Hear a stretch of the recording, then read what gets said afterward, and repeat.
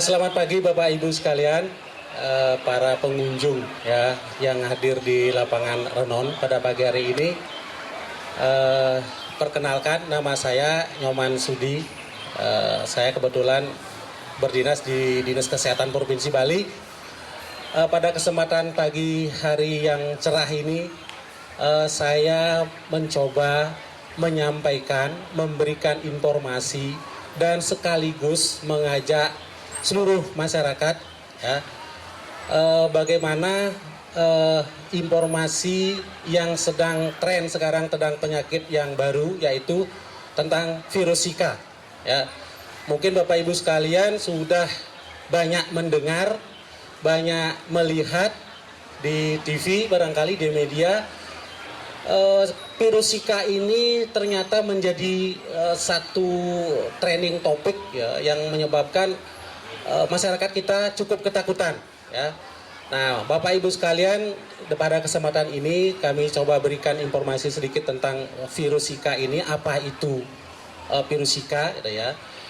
Virus Zika ini adalah suatu virus dari jenis flavivirus, dan virus ini sangat mirip dengan virus dengue ya. Virus dengue itu adalah virus yang menyebabkan penyakit demam berdarah ya. Virus dengue penyebab penyakit demam berdarah.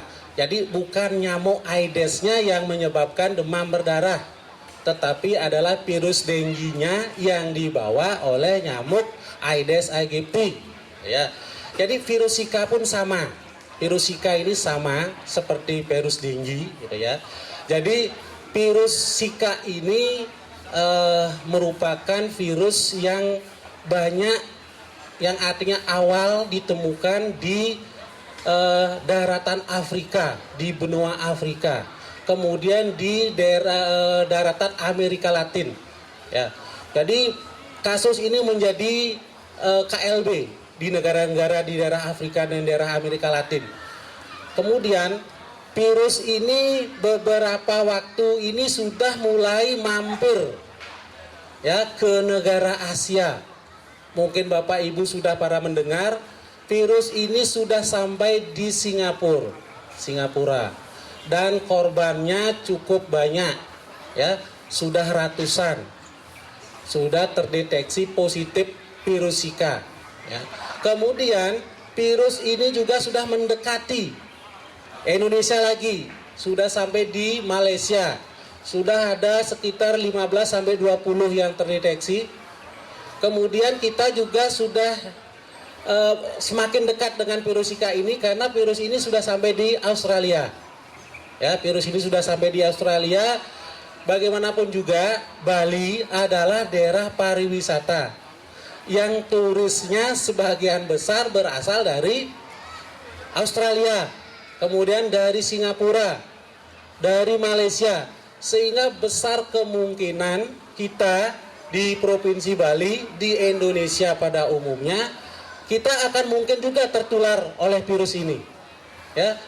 Untuk itu pada bulan Mei ya, pada bulan Mei tahun ini, ada informasi seorang turis Prancis yang dinyatakan positif virus Zika setelah datang berkunjung ke Indonesia.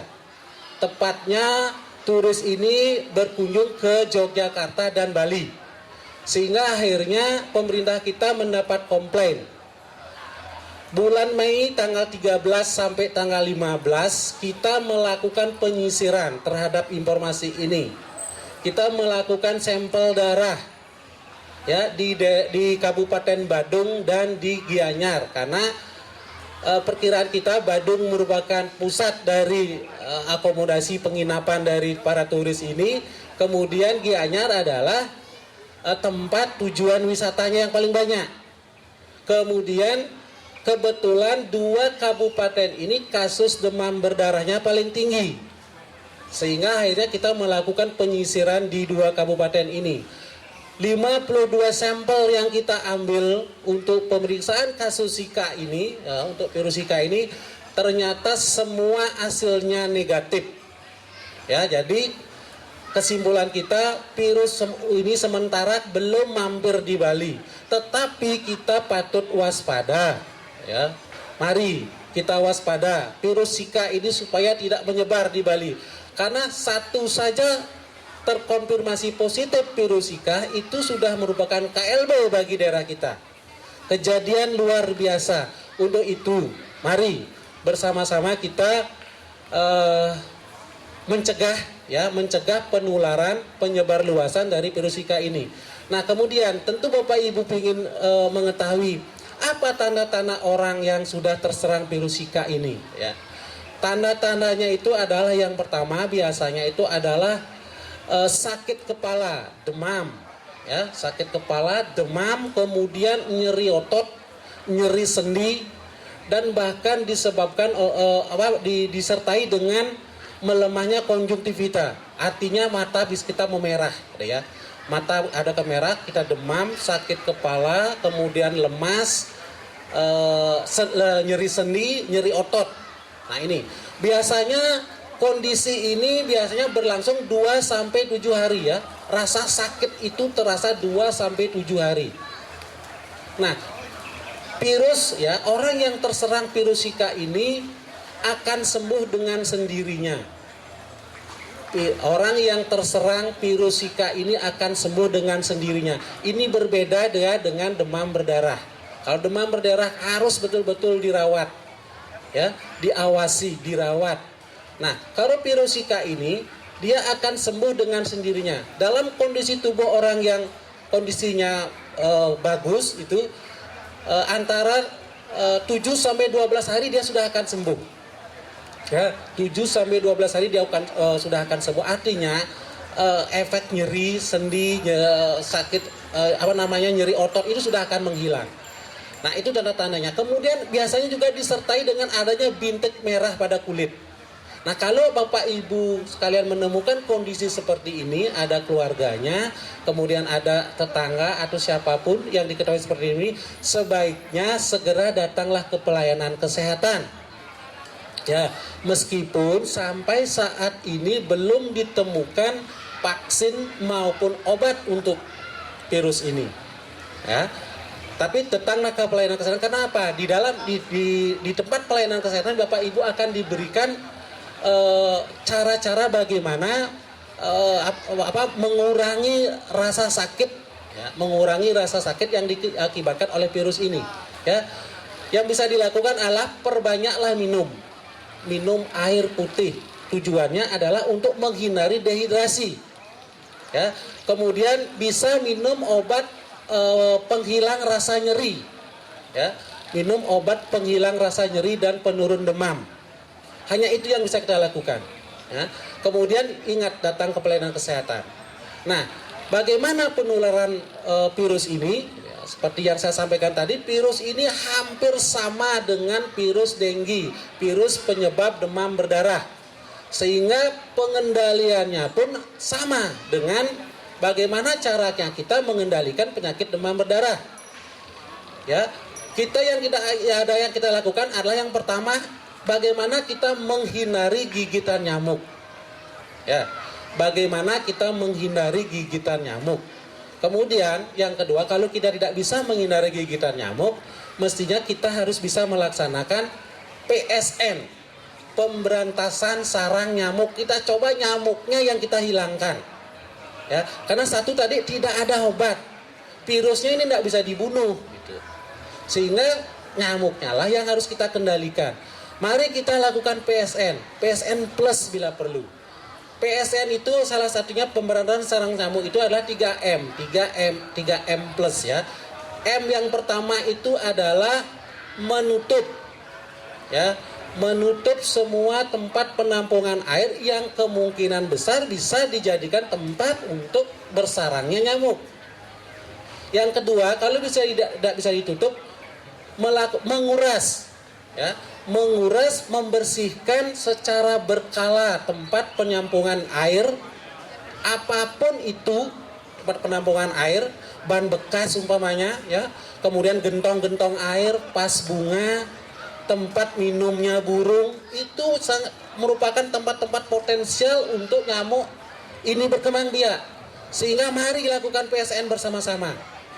Tidak bisa kita melakukan sendiri-sendiri, harus bersama-sama, harus kompak kita.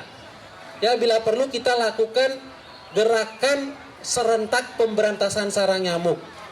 Dan ini sudah kita lakukan, kita sudah membuat satu surat edaran dari Bapak Gubernur, ya, mengajak para bupati, wali kota untuk mengajak masyarakatnya, ya, masyarakat di wilayah kerjanya itu untuk melakukan PSN secara bersama-sama. Karena tidak ada cara lain untuk mengendalikan penyakit ini. Hanya PSN. Kalau sudah nyamuknya bisa kita kendalikan, berarti tidak akan ada penularan lagi di tempat itu. Sehingga Bapak, Ibu, masyarakat, seluruh komponen masyarakat mempunyai peran yang sangat penting dalam pengendalian penyakit Zika maupun demam berdarah ini. Tidak ada obatnya, ingat, tidak ada obatnya. Yang bisa kita lakukan hanya mengendalikan vektornya. Vektornya dalam hal ini adalah nyamuk Aedes aegypti. Jadi nggak ada cara lain lagi. Nah, kemudian bagaimana penularan virus Zika ini kepada orang ke orang, gitu ya? Ini hanya bisa dilakukan lewat perantara nyamuk Aedes.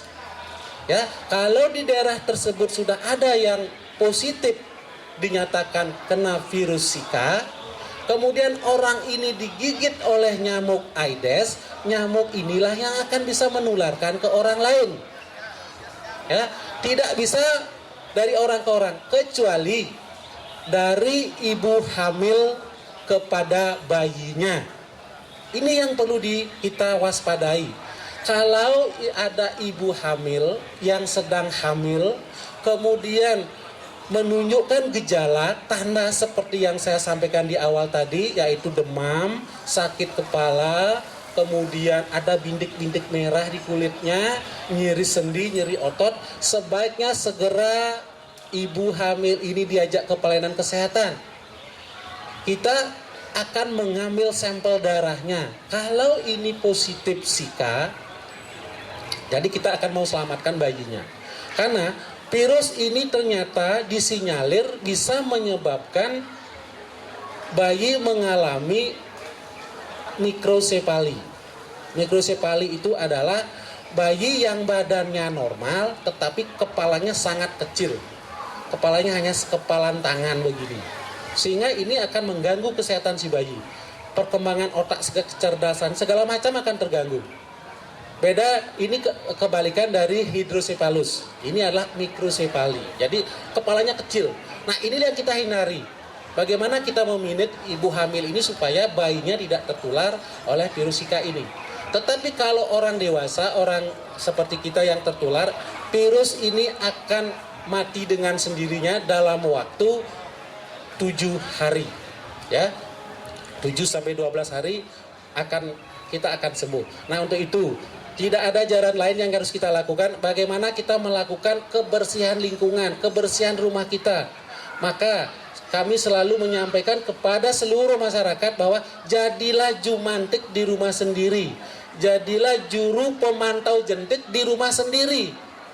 Karena apa? Mulailah dari rumah kita hidup bersih. Mulailah dari rumah kita sendiri, kita bebaskan rumah kita dari sarang nyamuk. Sehingga betul-betul kita bisa bebas dari penyakit demam berdarah dan virus Zika ini. Maka sekali lagi Bapak Ibu sekalian, kami selalu mengajak Bapak Ibu sekalian untuk melakukan gerakan pemberantasan sarang nyamuk. Zika hanya bisa dilakukan dengan mengendalikan vektornya. Nah, untuk itulah kami selalu mengajak Bapak Ibu sekalian, masyarakat luas, semuanya, tidak ada jalan lain, tidak ada jalan yang terbaik adalah membebaskan wilayah kita dari nyamuk Aedes aegypti yang hanya bisa dilakukan melalui pengendalian vektornya, yaitu PSN, pemberantasan sarang nyamuk. Jadi Bapak Ibu sekalian, mohon atensinya, ya, sehingga memang kita yang kita cita-citakan bebas dari Zika ini bisa terwujud. Sekali lagi, Zika belum sampai ke daerah kita. Untuk itu mari kita cegah supaya virus Zika ini benar-benar tidak bisa masuk ke Provinsi Bali ini khususnya dan ke Indonesia pada umumnya. Demikian Bapak Ibu yang bisa saya sampaikan. Saya mohon maaf apabila ada hal-hal yang tidak berkenan yang saya sampaikan, ada ya hal informasi yang barangkali tidak berkenan di hati Bapak Ibu sekalian, kami mohon maaf. Dan saya tutup dengan Paramo Santi, Om Santi Santi Santi Om. Terima kasih.